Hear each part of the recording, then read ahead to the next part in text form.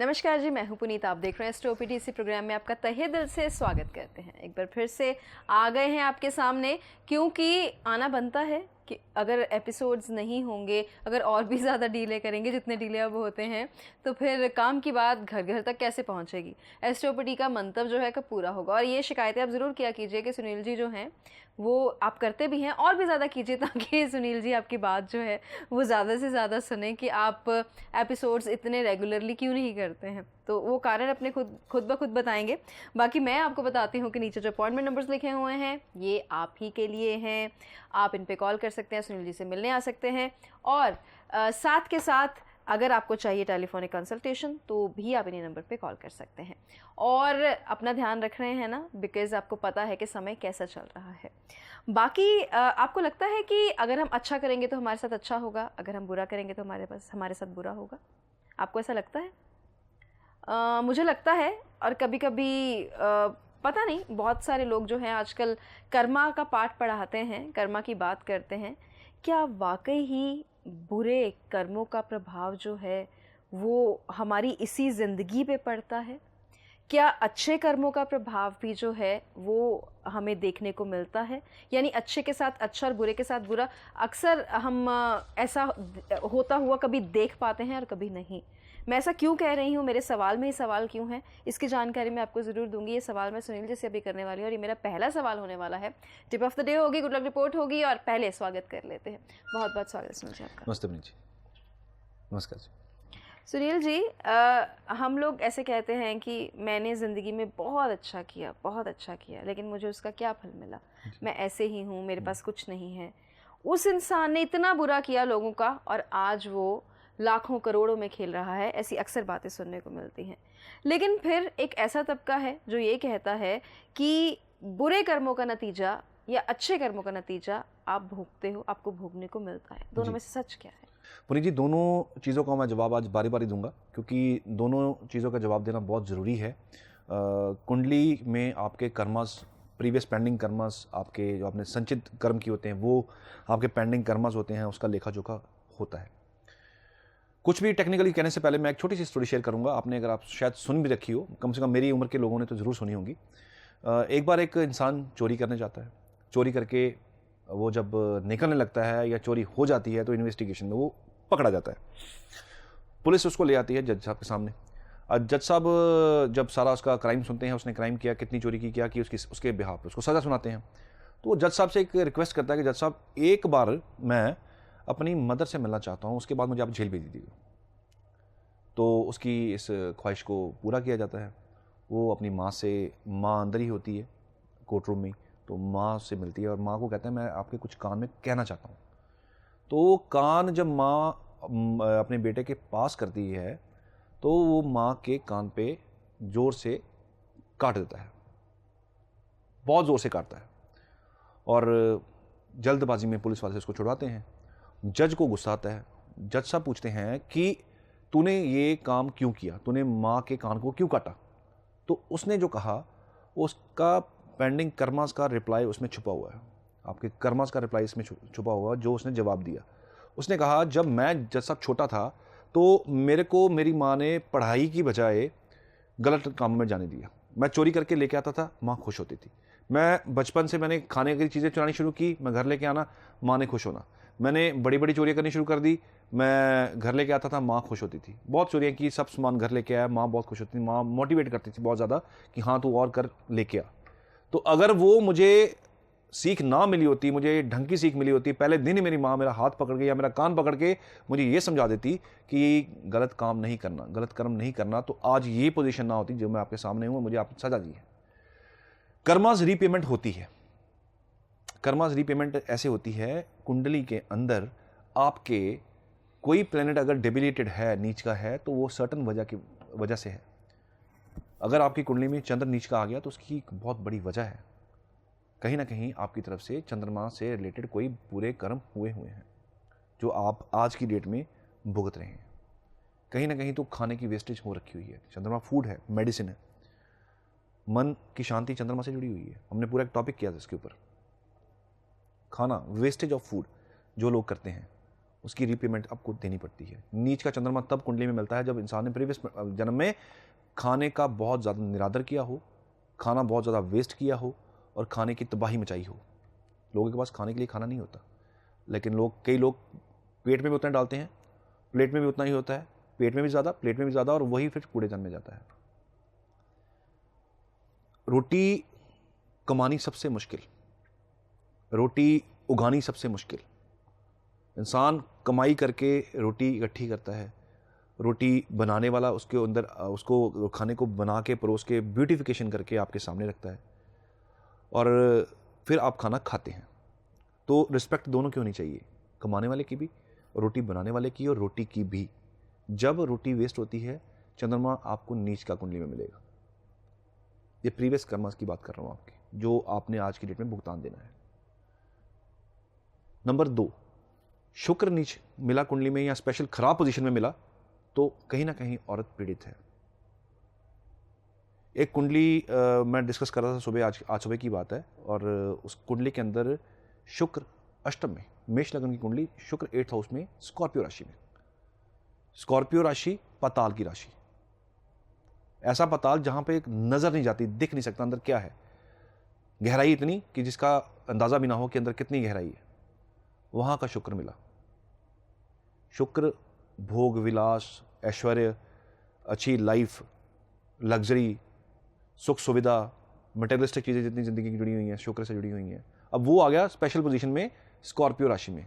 कहीं ना कहीं तो औरत प्रीवियस जन्म में औरत से औरत पीड़ित होगी, जेंट से औरत पीड़ित होगी, कहीं ना कहीं तो हुई है। गाय का निरादर हुआ है और बहुत ज़्यादा हुआ है।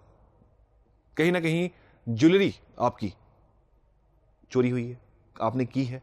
या कोई छोटा सा एग्जांपल देता हूँ कि जब गहनों की डिवीज़न होती है तो किसी बच्चे को गहने ज़्यादा मिल जाते हैं, किसी को ज़्यादा कम मिलते हैं, तो एक रिग्रेट रह जाता है, क्योंकि जिसने ये दोनों के बैलेंस किया उसने ही बीच में गड़बड़ कर दी, गहना अच्छे से नहीं बांटा, वो कर्स आया बीच में, शुक्र स्पेशल पोजीशन में आया। और ऐसी ये कुछ चीज़ें हैं, छोटी छोटी 2-4 चीज़ें बता रहा हूँ। शुक्र से बहुत चीज़ें जुड़ी हुई हैं, 8th हाउस से बहुत चीज़ें जुड़ी हुई हैं। जब शुक्र स्पेशल पोजीशन में आ जाएगा ऐसे में, तो कहीं ना कहीं औरत मारी गई है, उसको मारा गया है, दफनाया तक गया है, और गाय को मारा गया है।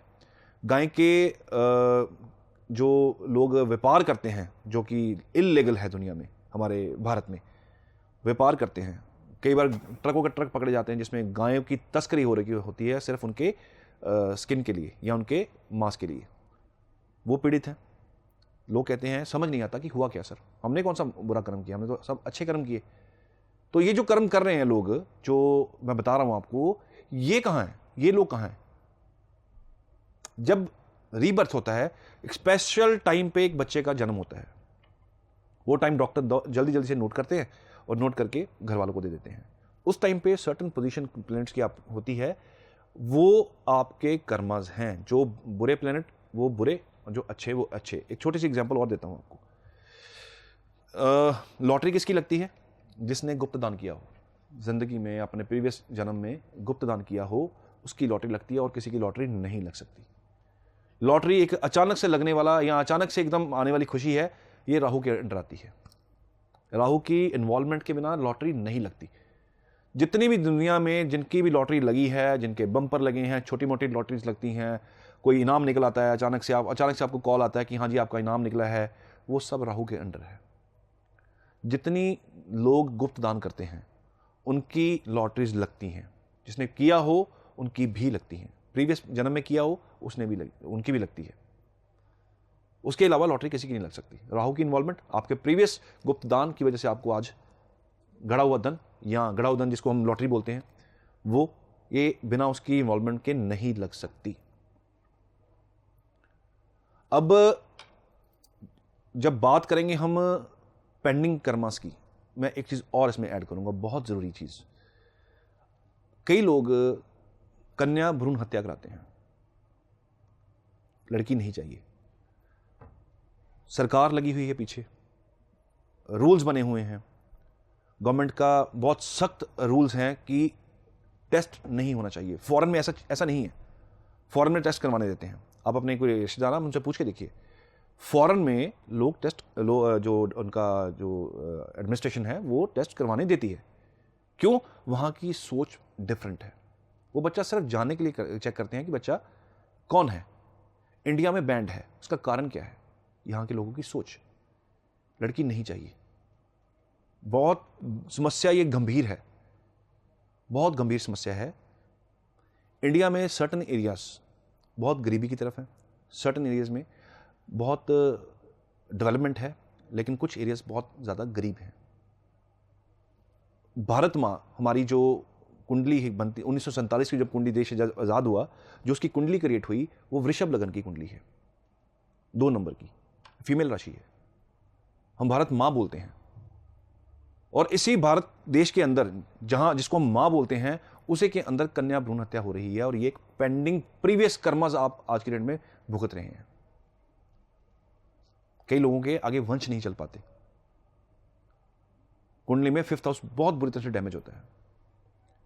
रिप्रोडक्शन होती है, शुक्र वीक होता है, शुक्र 6 नंबर में आ जाएगा, 6 नंबर राशि में आ जाएगा, नीच का हो जाएगा। कहीं ना कहीं औरत के साथ कुछ दगा किया गया, लिटिगेशन में फंसाया गया, झूठ कहा गया उससे, या उसको किसी ऐसी चीज में फंसा दिया जिसमें उसको भुगतना पड़ा। एक इंसान की वजह से औरत को भुगतना पड़ा। शुक्र सर्टन 6 राशि में आ गया, मिला, बच्चे को मिला, जो बच्चा पैदा हुआ उसको मिला। ये एक छोटा सा पार्ट है, बहुत लंबा एलेबोरेशन है इसका। बहुत अच्छे अच्छे एस्ट्रोलॉजर्स के ऊपर इसके ऊपर रिसर्च की हुई है। बहुत नामी जो एस्ट्रोलॉजर हैं, उन्होंने जो वैदिक को फॉलो करते आ रहे हैं, उन्होंने इसके ऊपर रिसर्च की हुई है कि क्यों सर्टन पोजीशन में शुक्र आया, क्यों सर्टन पोजीशन में मंगल आया, क्यों सर्टन पोजीशन पे बुध आया, नीच का बुध क्यों हुआ, सर्टन पोजीशन पे क्यों आया। तो ये पेंडिंग कर्मास आपके, जो आप आज की डेट में भोगते हैं, हम लोग भोगते हैं, हम सभी भोग रहे हैं। हम आज अच्छे कर्म कर रहे हैं, हम बहुत डोनेशन करते हैं, सब कुछ दान करते हैं। मैं आज सभी लोगों को क्वेश्चन का आंसर दे रहा हूं। लोग बहुत पूछते हैं आके, सर हम तो अच्छे कर्म करते आ रहे हैं, जो आप कर रहे हैं वो आप अपना बैंक बैलेंस बना रहे हैं। आज एक इंश्योरेंस कराई, समझिए इस चीज को, आज एक इंश्योरेंस कराई, उसका फ्रूट मिलेगा 20 साल के बाद। आज मैंने एक टर्म प्लान ले लिया, वो उसका फ्रूट कब मिलेगा? जब इंसान नहीं रहेगा। एक हमने कोई इन्वेस्टमेंट प्लान ले लिया, उसका बेनिफिट कब मिलेगा? 16 साल के बाद मिलेगा। आप रिटर्न भरते जाइए। अगर आज पॉलिसी खरीदी है, उसका बेनिफिट नेक्स्ट डे नहीं मिलने वाला। ये चीज बड़ी क्लियर है। आज आपने एक प्लान खरीदा, आपके एजेंट ने आपको प्लान दिया, आपने उसमें 1 लाख रुपए इन्वेस्ट किया, उसका बेनिफिट आपको वेरी नेक्स्ट डे नहीं मिलता। कर्मस आप आज कर रहे हो, उसका रिजल्ट साथ के साथ नहीं मिलता। बैड कर्मस का मिलता है, लेकिन अच्छे कर्मस का साथ के साथ नहीं मिलता। वो आप बैंक बैलेंस क्रिएट कर रहे हो। वो बैंक बैलेंस जो है आपका, आगे जाके आपको फ्रूटफुल रहेगा, आपके बच्चों के रूप में आपके सामने आएगा। बच्चे अच्छे निकलेंगे, नेक औलाद निकलेगी, बड़ी अच्छी औलाद निकलेगी। कई लोग कहते हैं हमारी पत्री में सर कौन सा ग्रह ऐसा था जिसकी वजह से हमें ऐसी औलाद मिल गई जो हमें मारती है, घर से बाहर निकालती है। ये जितने वृद्धाश्रम में लोग बैठे हुए हैं, कौन है ये लोग? घर से निकाले हुए हैं, बेसहारा लोग हैं। और किसने निकाले हैं? कोई तो औलाद है, कोई तो वहां छोड़ के आया, जीते जी छोड़ के आया। मैं महीने में या 2 महीने में एक चक्कर लगाता हूं, मिल के आता हूं इन लोगों से, सुन के आता हूं इनको, अपने दुखड़े वो बताते हैं कि हमने कैसे बच्चा मांगा, कैसे लिया, सारे जगहों पे मांग के बच्चा लिया, अरदासें की, अरदासें करके हमने बहुत सारी मन्नतें मांगी, मन्नतें उतारी, और जब बच्चे बड़े हुए तो हमें, हमारी पोजीशन आप देख रहे हैं सर, हम कहां पे। तो ये कौन लोग हैं, और ये जिन्होंने किया है वो कौन लोग हैं? समझदार को इशारा काफी होता है। मैं कहता हूं कि सब कुछ कीजिए, सब कुछ कीजिए, लेकिन कुछ ऐसा नहीं होना चाहिए जिसकी वजह से ना किसी इंसान की या किसी जानवर की लाइफ हर्ट हो। लोग जानवरों को अंधाधुंध मार रहे हैं, मारते हैं, नॉन वेजिटेरियन भी लेते हैं। आपकी सोच है, ये आपकी सोच के ऊपर डिपेंड करता है, आप कैसे सोचते हैं। लेकिन जब किसी भी जानवर को मारा जाता है तो वो हाई स्ट्रेस में होता है, हाई स्ट्रेस में। वो हाई स्ट्रेस फूड आपकी प्लेट में सर्व होता है। कितना स्ट्रेस होगा जब उसके ऊपर आरी चल रही होगी या उसको जब काटा जा रहा होगा, तो उसका स्ट्रेस लेवल कितना हाई होगा। खुद पे लेके देख लीजिए कि आप एक कमरे में बंद हैं और आपको पता है कि मौत बाहर खड़ी है, तो आपका स्ट्रेस लेवल किस लेवल पे जाएगा? एक इंसान का स्ट्रेस लेवल किस लेवल पे जाएगा? अब वो कटा हुआ जानवर प्लेट में सर्व हो रहा है, आपको शांति कहां से आएगी? इंसान को शांति नहीं मिलेगी। ये चीजें समझने वाली है। कर्मस की बात हो रही है, बहुत गंभीरता से लेना पड़ेगा इसको। कुछ भी आपको ऐसा नहीं मिल रहा, इंसान को कुछ भी ऐसा नहीं मिल रहा जो वो डिजर्व नहीं करता। जो कहते हैं कि as you sow so shall you reap, अब जो बोओगे वही काटोगे। ये कहावत बड़ी पुरानी है, हमारे बुजुर्ग बोलते होते थे, as you sow shall you reap, जो आप बोओगे वो काटोगे, जो बोया वही काटा। इंसान जानता है इस चीज को, लेकिन फिर भी एस्ट्रोलॉजर के सामने जाके कहेगा सर ये कष्ट आ गया, इसको ठीक कर दीजिए। कन्या भ्रूण हत्या का कोई उपाय नहीं है, मैं आपको क्लियर बोल दूं, कोई उपाय नहीं है। लोग करते हैं, मैं प्रेडिक्शन देता हूं, मैं कहता हूं कि आपने किया हुआ है, हाँ जी सर किया हुआ है जी, सर जरूरत नहीं थी, यहां अनवांटेड था, हमें करना पड़ा। अनवांटेड था, जब पता था तब करवाया, वो आपका बुरा कर्म है। जब आपको पता लगा तब आपने किया, वो आपने बुरा कर्म कर दिया। गवर्नमेंट भी कुछ लिमिटेशन देती है, नहीं पता तो ठीक है, सब कुछ है, मेडिसिन है, सब कुछ चलता है, लेकिन जब पता लग गया उसके बाद जब होता है तो वो कर्मा है, तो वो सुधारना पड़ेगा। कन्या भ्रूण हत्या किसी लेवल पे भी हमें रोकनी पड़ेगी, किसी भी लेवल पे, और इसका सिर्फ पश्चाताप है, इसका कुछ नहीं है। पश्चाताप ये है, किसी शक्तिपीठ में जाइए, शक्तिपीठ पे जाके, शक्तिपीठ जैसे आप वैष्णो देवी ले लीजिए, वहां जाइए, माथा टेकिए, अपने किए की माफी मांगिए, गर्भ जून में खड़े होकर माफी मांगिए। गर्भ जून, गर्भ से बच्चा गया, लॉजिक समझिए इस चीज का, गर्भ से बच्चा गया, 9 मंथ का गर्भ मिलना था उसको, वो बच्चा वहां से गया, और 9 मंथ का ही गर्भ जून से सीधा रिलेशन है। वैष्णो देवी जाके गर्भ जून में अगर आप वो कर्मा कर चुके हुए हैं, बहुत परेशान है, उसका कोई हल नहीं है, उसका पश्चाताप है, वो पश्चाताप जाके वहां पे कीजिए। वो आप जाने और वो माँ जाने जिनने आपको माफ करना है। सो कभी कभी वहां जाके वैसे माथा टेक के आया कीजिए, लेकिन ऐसे कर्मस मत कीजिए जो रीपेमेंट के रूप में आपको मिले। 4 लड़के होते हैं लोगों के, 4 लड़के, और सुख एक का भी नहीं होता। और 5 लड़के होंगे और 6वीं लड़की होगी, 6ठी लड़की के पास पेरेंट्स रह रहे होंगे और 5 लड़के पूछेंगे भी नहीं। केसेस हैं बहुत सारे ऐसे, आप लोगों के आसपास भी होंगे। ये हैं आपके पेंडिंग कर्मास। ये समझना पड़ेगा इसको, क्योंकि उपाय मास्टर बहुत हैं हमारे देश में, लेकिन ये कम बताने वाले हैं कि क्यों हो रहा है आपके साथ। मैं बताता हूं कौन सा कर्सा कुंडली में आपकी, क्योंकि मैंने खुद वो चीज़ पढ़ी हुई है, मैंने समझी हुई है, मैंने टेक्स्ट पढ़े हुए हैं, तजुर्बा रहा है मेरा, मैंने पढ़े। मैं बताता हूँ, ये कर्मज आपका, ये भोगना पड़ेगा। अगर ये 2 साल बाद आपको चैन मिलना तो 2 साल बाद ही मिलना है। सुबह एक कंसल्टेशन ले रहा था, उसमें मैंने बोला कि अभी आपके 35 साल की लेडी थी, मैंने कहा 38 साल तक आपको वेट करना पड़ेगा, 38 साल के बाद जाके आप कहेंगे कि हाँ कुछ हुआ है। 3 साल आपको वेट करना पड़ेगा। हाँ 3 साल में क्या करेंगे वो ये उपाय कीजिए, टाइम निकलेगा, कैसे भी निकलेगा, शांति रहेगी या कुछ भी रहेगा, निकलेगा। बट वो कर्मा आपको जिसने जो किया हो वो तो भुगतना पड़ेगा। सो बहुत समझने वाली चीज़ है, बहुत गंभीर समस्या है, इसको समझना पड़ेगा। कर्मास ठीक करने पड़ेंगे, कर्मास ठीक करेंगे तो आप आगे खुशहाली की आगे उम्मीद कर सकते हैं, वरना उम्मीद नहीं की जा सकती। सो कर्मास का रोल जो है वो ज़िंदगी में कितना बड़ा है, ये अभी अभी हमने जाना है। अगर हम समझते हैं कि हम कुछ भी कर लेंगे और बच जाएंगे, जैसे कि भ्रूण हत्या की उदाहरण दी उन्होंने, तो हमारी ये बहुत बड़ी गलती होगी। तो फटाफट से बात गुड लक रिपोर्ट की कर लेते हैं। लकी व्यूअर हैं आज के सतविंदर ठाकुर हैं, कह रहे हैं कि ब्रिस्बेन में हैं लेकिन पीआर में प्रॉब्लम आ रही है।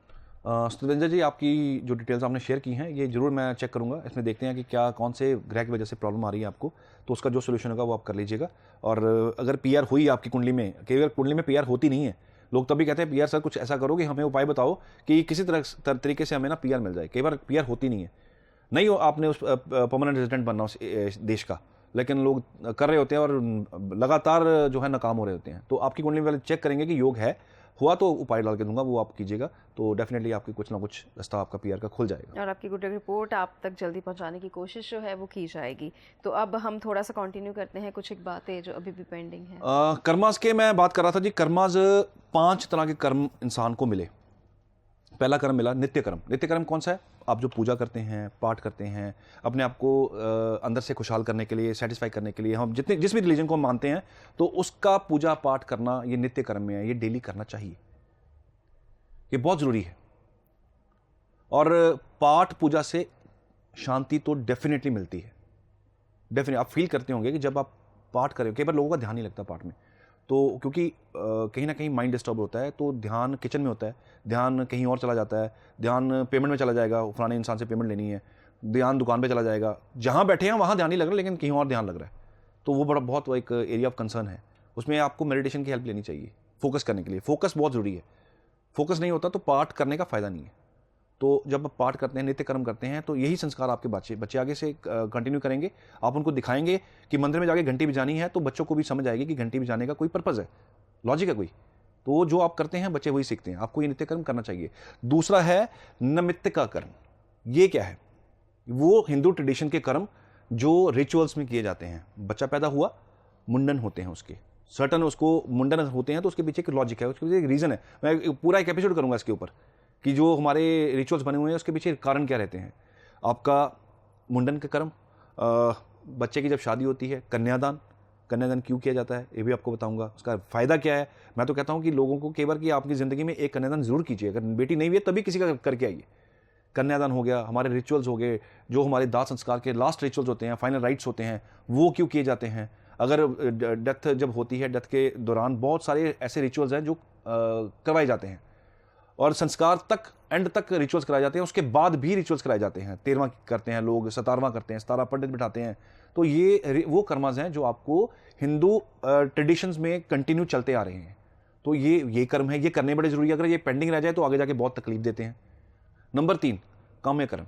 ये कौन सा कर्म है? जो आप डेली अपनी लाइफ को सर्वाइव करने के लिए, पैसा कमाने के लिए, नेम फेम, आपकी काम करना, आप जो भी काम करते हैं, अपनी लाइफ को मैंडेटरी जो चीज़ें हैं आपकी लाइफ में आप सर्वाइव करने के लिए, कि मुझे गाड़ी चाहिए, ये चाहिए, उसके लिए जो आप काम करते हैं, ये आपका वो कर्म है। ये भी बहुत ज़रूरी है। नंबर 4, आपका प्राश्चित। जो आप प्राश्चित करते हैं, जो मैंने अभी अब डिस्कशन किया कि प्राश्चित करना बहुत ज़रूरी है। प्राश्चित कब करते हैं लोग? आखिरी टाइम पे, जब इंसान का आखिरी टाइम चल रहा होता है, जब वो बेड रिटर्न हो जाता है, या आखिरी समय चल रहा होता है, जब वो अपनी दुनिया की सारी ड्यूटी से फ्री हो जाता है, सारे काम करके बच्चे सेटल कर दिए, और वो इंसान बुजुर्ग होता है, जब कुर्सी पे बैठ के आराम से सोचता है कि मैंने क्या ज़िंदगी में किया, क्या नहीं किया, वो होता है आपका पछतावा, कि मैंने ये किया तो क्यों किया। वो भी एक कर्म है। पछतावा करना भी बहुत ज़रूरी है। अच्छा किया, उसका फील अच्छा आता है, बुरा किया तो दिमाग में कहीं ना कहीं खटकता है। और लास्ट कर्म, 5वां कर्म जो दिया गया, वो है आपका कर्तव्य।